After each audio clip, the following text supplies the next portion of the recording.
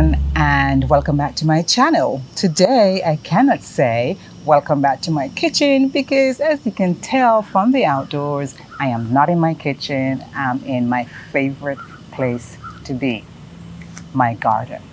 Love being outside, love enjoying nature, love planting, and I've always, as you can tell on my videos, encourage you to start your own garden. So the purpose of this video is just again to remind you why I'm suggesting you start your own garden, how to go about starting your own garden. So first of all, let's talk about, the benefits of having your own garden, right? If we pay close attention to what is going on in the world today, you must realize that there are some compromising situations that we need to protect ourselves against. One of them is that, the potential of our food supply being delayed, being interrupted, it's real. It has happened before over the past few years, and it will continue to do so. And who's going to be affected? You are. I am. We are. Right? So if the food supply chain is in any way disrupted, then you won't be able to get food into your local grocery, local supermarkets. And now what do? You are head of household. Your, children relies on you for food. Your mother, your father, your wife, your husband, your family, your friends, your lover, whomever you are taking care of is relying on you because you are head of household. So when we get ourselves in compromised situations like that, and they're coming to you and say, Daddy, Mommy, Auntie, Uncle, Cousin, whatever, Grandma, Grandpa, what can we eat today? What are you going to do if we cannot get food from the supermarket? You must start a garden. You must be able to go outside and pick something from your yard, from your bucket, from your box, from your containers, from your balcony, from your doorstep, wherever, and provide a meal for your family. And that's the whole purpose of this, right? That we should be able to do so we can continue, no matter what happens, take care of our family and friends and neighbors, right? And anyone else is in need. The price in food is going up. You're seeing it already. It went up a few years ago. It continues to go up. It's probably going up slower than it did a couple of years ago. But regardless, food prices are going up. Your grocery bills are going up. Let's alleviate some of that pressure and start planting our own food. What about the fact that let us continue to, lace our fruits and vegetables and food with chemicals? Is that what you want in your body?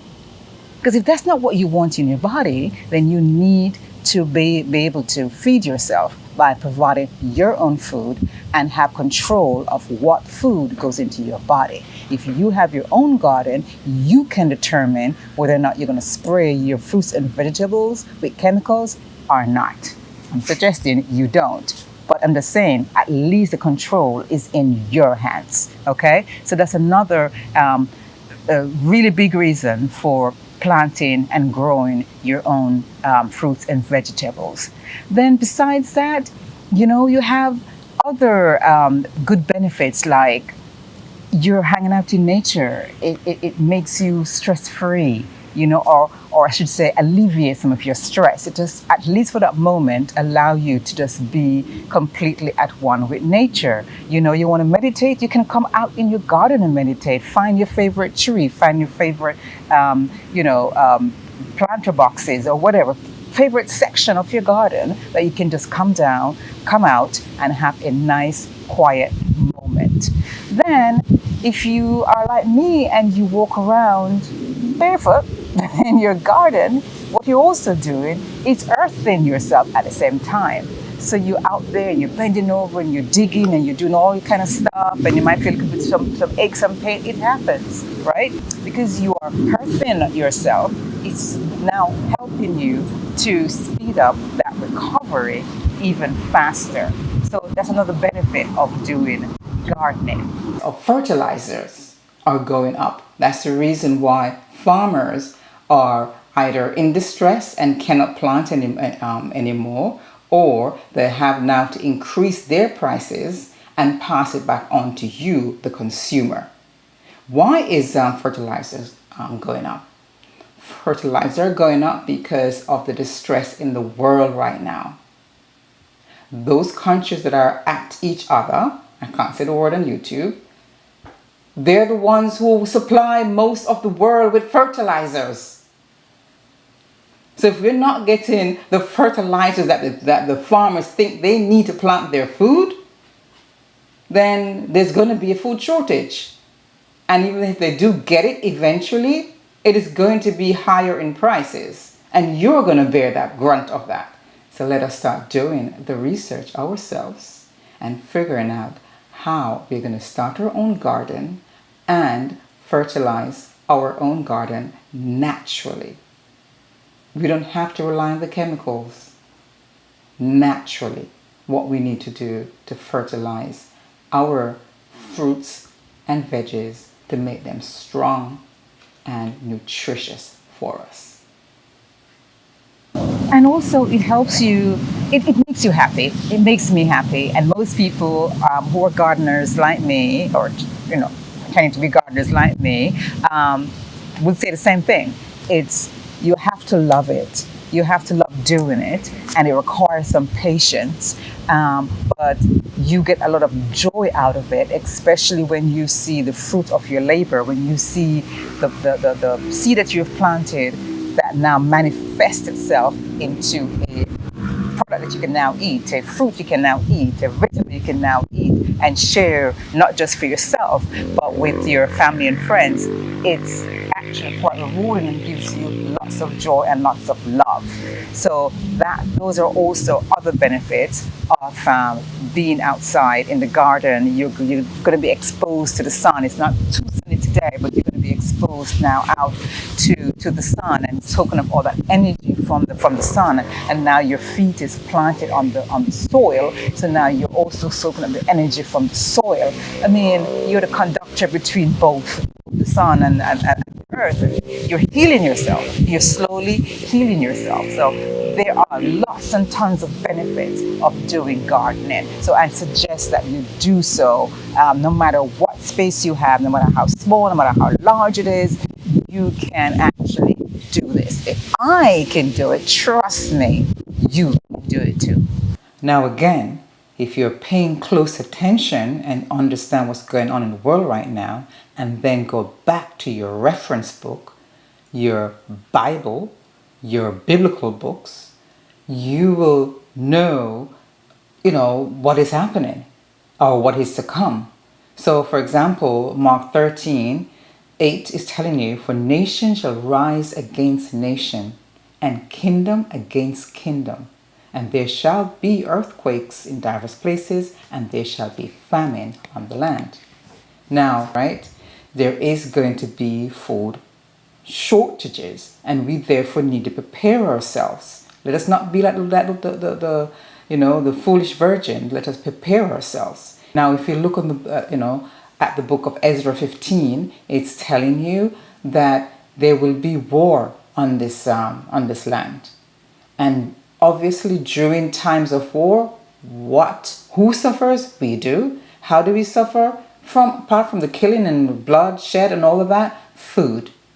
So let us not put ourselves in a position where we have, because of lack of knowledge, we have no food to support our family structure and our community. It says, a man shall have no pity on his neighbors, but shall make an assault upon their houses with the sword, and plunder their goods because of hunger. So they come into your house, because they're hungry to get food, right? That means it's telling you that there is going to be food shortages on the land. You just need to, 1, start your own garden so you have food for your family. 2, start a pantry. Start putting aside perishable items for your family. Start, making sure that when you're growing your garden that you have veggies, fruits, berries, and herbs. Make sure you have herbs for medicinal purposes.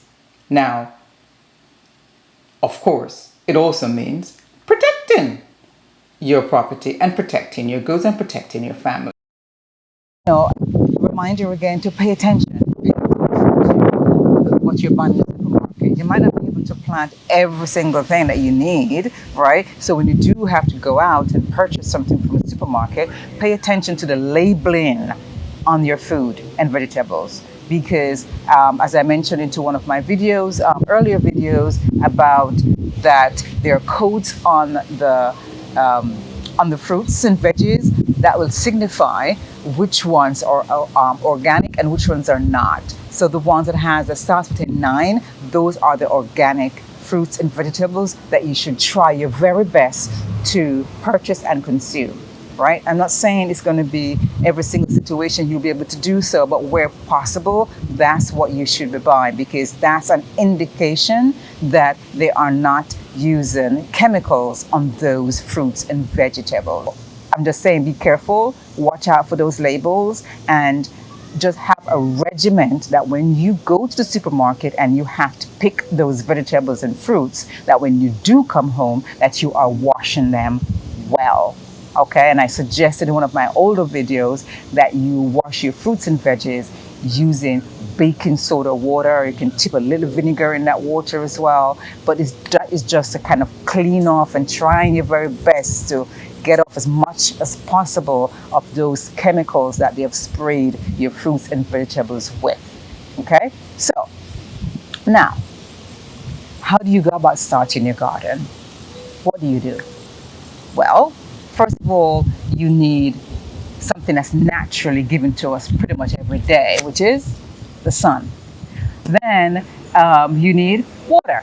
Okay, so have access to water, whether it's going to be your well water or pulling water from somewhere, or you say your normal city water that you get. Make sure you have water so you can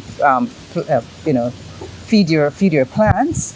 You need a container, which could be in terms of a garden bed that you build, or a box that you can actually plant something in, a bag, a grow bag, a kind of plastic container, what buckets, whatever you have lying around, to start thinking creatively what you can actually use now as a container to plant your fruits and vegetables. Okay?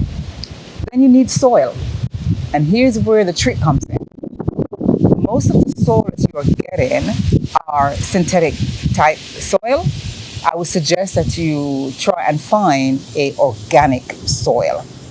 Then the soil that you're getting has certain minerals in it, and they call them the NPK. So in most of the soil that are organic, or even the non-organic, it will have the NPK. The NPK is your nitrogen, potassium, and phosphorus. That's what's going to be in most soil. I searched around and I found one that is organic and actually has the NPK, but also added calcium. Think about your plant as you. Think about your plant as your baby. What would you feed your baby? What would you give your baby? What kind of food would you give your baby? How do you take care of your baby? That's how you want to take care of your plant. So whatever nutrients and minerals that we as humans need to give us a strong bone structure, to make us grow tall if you're children, to make us look healthy and plump and be nutritious and disease free and all of that. The same thing we need to give to our plants. So they also need the nitrogen, the potassium, the phosphorus, the calcium, the magnesium, the sulfur, the iron. We need all of that. So you'll have to also just find other additional minerals that you can then add to your soil. But if you start off with NPK, you're good to go. That's the first thing. You're good to go. Then, later on you start a little bit more creative and you start adding more. Also do one of the beauty of doing your home garden is what you can also do is your kitchen scraps can now be part of your soil. That's going to be adding back nutrients to your soil. So don't throw away your mango skin and your grape skin and your pear skin and your avocados and your lettuce that went off a little bit. Don't throw those away. Put them in your garden. So that's the purpose also of encouraging you to buy organic, because you want those organic fruits and vegetables that's will still have some of its nutrients to be back into your soil. So like a recycling process, right? We have to feed the plant what it needs to be able to be big and strong and healthy and vibrant and full of nutrients to feed us. But then when we are done with it, we don't throw it away. If we have leftovers, we put it back in the soil. Recycling, that's what it's supposed to be. That's how Mother Nature was created, for us to just keep recycling and take care of each other. You take care of your plants the right way, it takes care of you by sustaining you, by giving you the nutrients you need, and then your leftovers go right back into the soil and start a process all over again. So, again, do not throw away your scraps, put it right back into the soil, and that will add all the additional nutrients that you need. If you think you need more nutrients, then research and find other sources that will give you organic micro nutrients, micro minerals that your plants will need. So now that you've got your sun, your soil, your water, what else do you need? And your containers, right? We talk about the containers. Your location.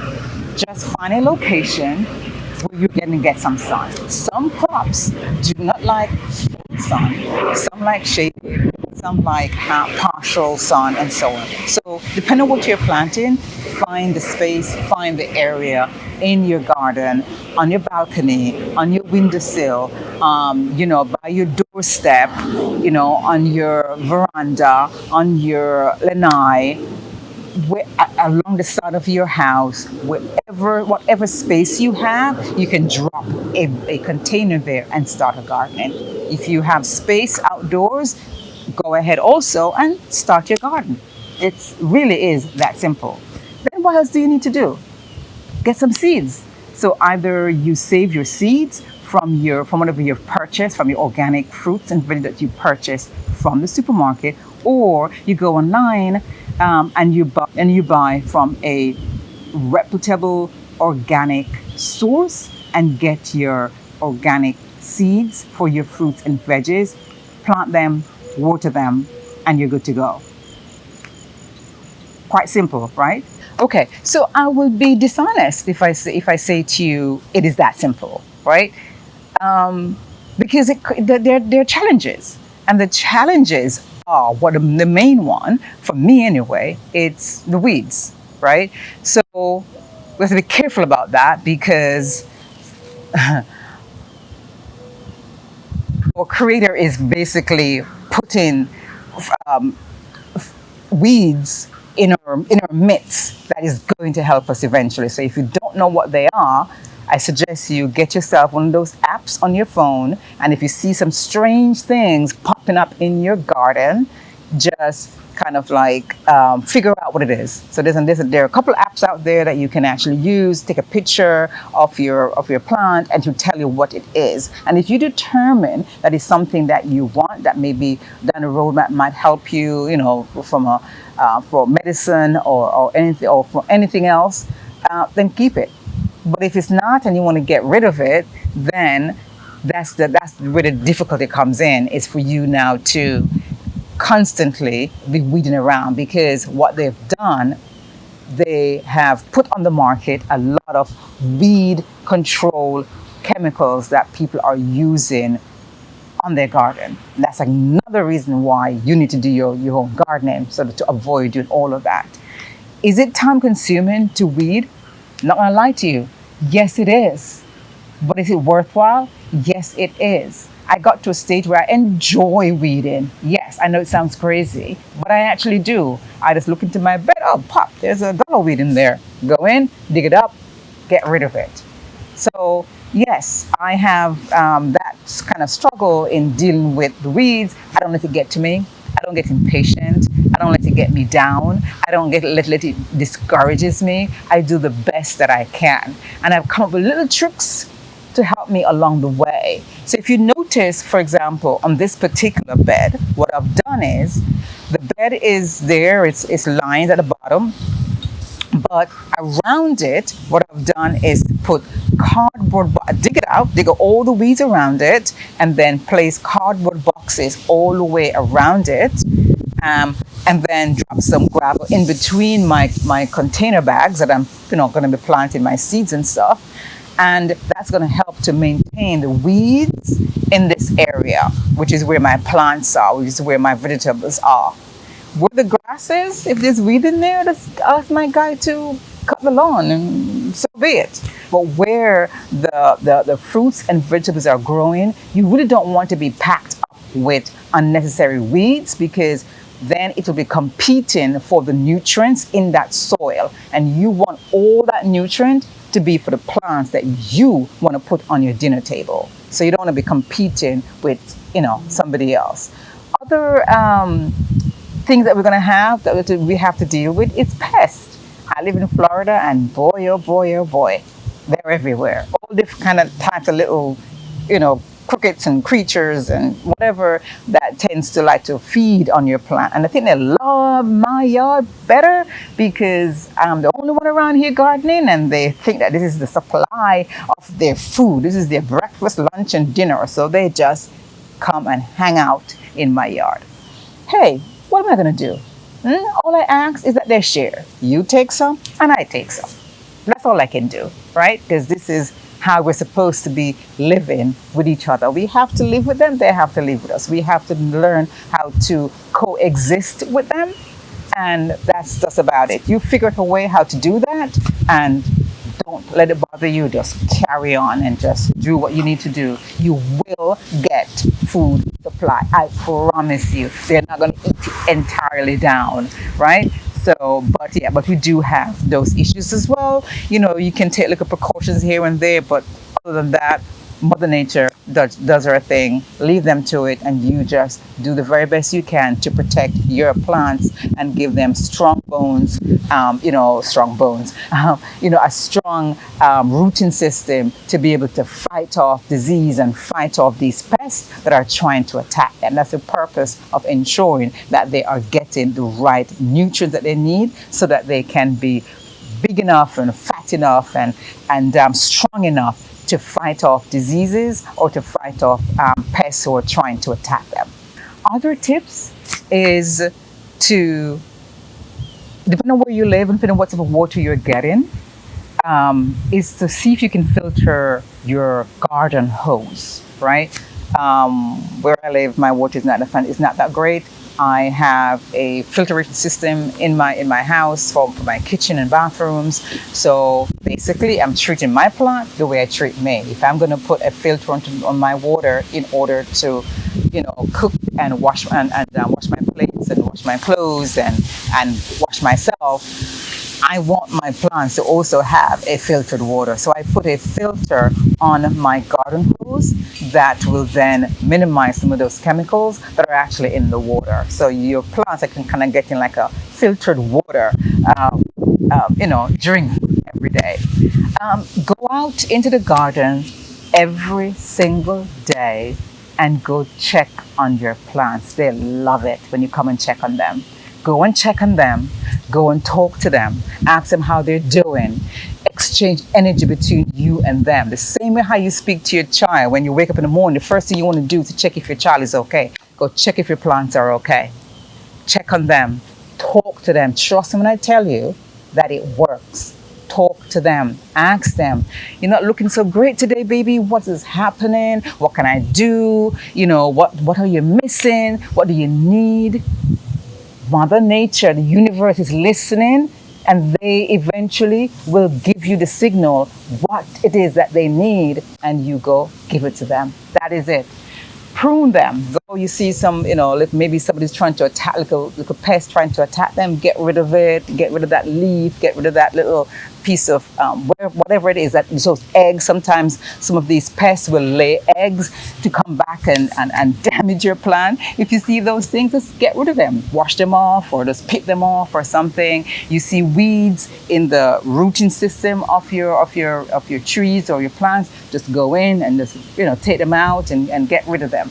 But go out every day, perfectly barefoot, and go check on your plants, say hello to them, wish them a good day, make sure that they're fed, make sure that they have enough water, and make sure they have love. Love. Love makes the world go round. Give them love, they give you love back. That simple. When they're producing for you, tell them how grateful you are. Show gratitude to the plants who's giving you your food supply. Tell them how much you appreciate all the work that they have done in order to put food on your table, or in order to give you that nice berry, that nice juicy mango, that nice mulberry. If you saw my one of my videos with my mulberry, oh, I talk to that tree every day. Every time I pass by and I pick something, I tell that tree how grateful I am for what you've done for me, and not just for me. That's another thing. Share. When you pick from your garden and stuff, share with somebody, even one person. Do not take it all for yourself. Share with somebody. Believe me, pass on that love. What you're doing is, one, you're sharing, which is part of nature, part of what we're supposed to do, so help each other out and share things with each other. But what it also does is encourage that person to maybe start their own garden. How marvelous is that? So just keep sharing, keep showing love to your garden. Not everybody's going to have a big space to be able to plant tons of stuff, right? So what I also would suggest maybe is have some kind of exchange program going with you and your family or your neighbor, and just say, look, neighbor A, I'm going to plant tomatoes and peppers in my box, on my balcony, whatever. What do you think you want to plant? Oh, I can plant some kale. Great. So how about neighbor B? What can you plant? Oh, I'll do some onions. Okay. When we all harvest, we now just exchange. I give you some of my peppers and some of my onions and my kale, and we just keep exchanging amongst ourselves. So don't feel like because you don't have a lot of space that I can't do this. No. Still plant something. One tomato tree, one pepper tree, one onion, one kale. It doesn't matter. Put something down in a container. So this is what I want to show you as well. So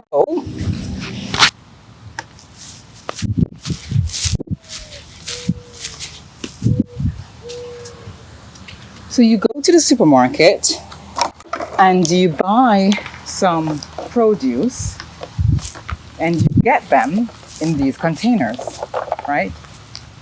Sometimes you get a little plastic. This was some mangoes. I got some mangoes in these, organic mangoes in these containers. There's stuff right there, right? All I have to do now is just to put soil in that container, drop some seeds in that container, water it, close it off, and let it just, start germinate those seeds and give you your seedlings that you need. And from there, you can then plant that into maybe the larger container, the box, the bag, or the bed, or down in the ground, wherever you're going to finally put it. But this could be your starting position. So this is how I tend to start most of my seeds. I start them in containers like these. So when I go to the supermarket, I don't throw these out. I repurpose them. And the beauty of this as well is that it has a lid.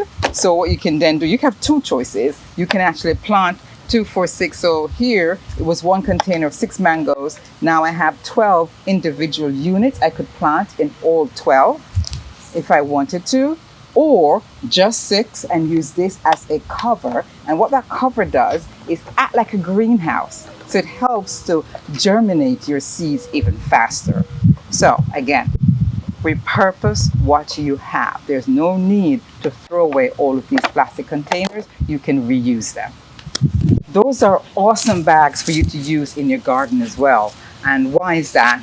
The fabric of these bags, it hasn't drains the water quite nicely, so it doesn't get stays in the container and gets soggy. So it really has a nice drainage system, and it's just wonderful and helps to keep out as well those weeds that you may to fight with. So I love to be able to use these planter bags as well. And another tip as well, depending where you live, what if you do in a county, in a city or so, where you do have really cold weather at some point, here in Florida, we get it maybe about November, December, or January, February time. We may get maybe a couple of weeks of really cold spell where it drops below 30, 40 degrees or so. You can now lift up these bags and put them inside and protect it from the frost. So if you can go online and research these planter bags and get a few of these bags as well and incorporate that into your gardening design.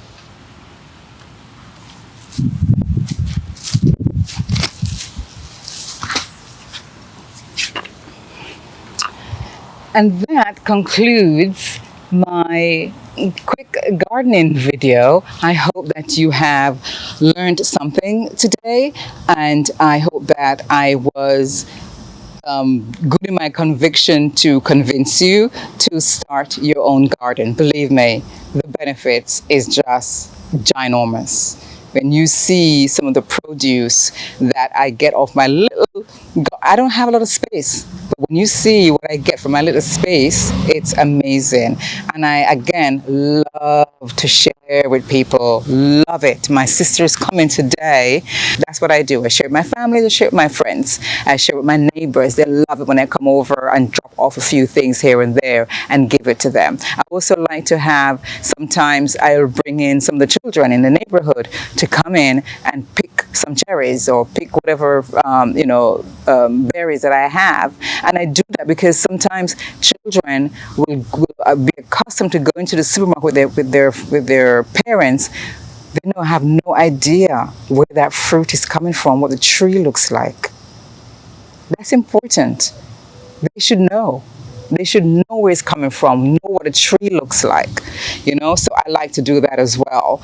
And I think I'm going to do a lot more of that this year. Last year I did it a couple of times, but I'm going to do it more often this year as well, when my garden is more robust and I have a lot more stuff that I can show, to have children come in and see what a plant look like, what a lemon plant look like, what a orange tree looks like, what a cherry tree looks like, what potato, how does a potato grow? It grows on the ground. What does that look like? What the beets look like, etc., etc. So for now, that's all I have on my gardening video. I hope you enjoyed it. I hope you picked something up. I hope something, spark your interest, and that you yourself will start your own garden. I'm not making out to be a gardening expert by any chance. No. I am on the job. I call, I'm an accountant. I'm calling it WIP. It's a work in progress. I just learn as I go along. I used to do this with my mother, God bless her, and she did most of the bulk of the work. She was doing it, but now it's all left up to me, and I am doing my very best. I enjoy doing it, and I am seeing a lot of results. Research also, which is kind of what I spend most of my time doing. Research chemically free things that you can use to control pests, to control weeds, to provide the nutrients. I was doing something last night and I learned something new over the weekend. Sea moss. I did a video on sea moss, how important sea moss is. Sea moss gives you 92% of the 102 minerals that you need, of the major minerals that you need in your body, right? So why not also feed that to your plants. So, the sea moss water is what you want to give for the plant, which is what I'm going to do right after this video, is to start putting down my sea moss water in my plants. And you can do one of two things, like I showed you how to soak your sea moss. Once you soak the sea moss, that water that you were soaking in is what you can now use some of that to water your plants, spray on the leaves of your plants and so on, to enhance the nutrients that it gets and make it nice and vibrant and green and pretty and strong. Or the gel that I showed you how to make, as long as you put nothing else in that gel, just sea moss, you can then scoop out a little of that gel and put it into some water, dilute it, and have it as your spray that you can spray onto your plants maybe once a month or so. So there are lots of things that we can do organically in our organic garden. So let's go out there, let's do the research, let's do the trial and error, okay? And then share with each other. I read somewhere where that, tomato plants like milk. Like, okay, well, I don't drink cow's milk, I don't drink the animal milk, but if I need milk to do something, I'll use nut milk.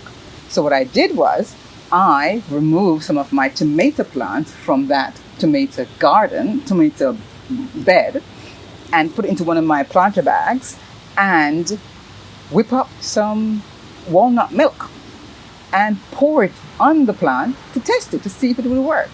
You want to see my tomato plant? I'm going to show you a picture of my tomato plant. It's actually on my lanai. It's not even on the outside. It's on the lanai because I want to kind of test to see how it was going to perform. Strong and green and pretty. So it works. It works. So there's trial and error. If you're not quite sure, don't do it all at once on all of your plants. Just test one plant. Test a couple leaves and see if it works. And if it works, go for it. So again, peace and blessing to you and your family. Happy gardening. Go for it. You can do this. You can do this. Come on, share your pictures with me. Do this. We can do this. We gotta take control back, and we must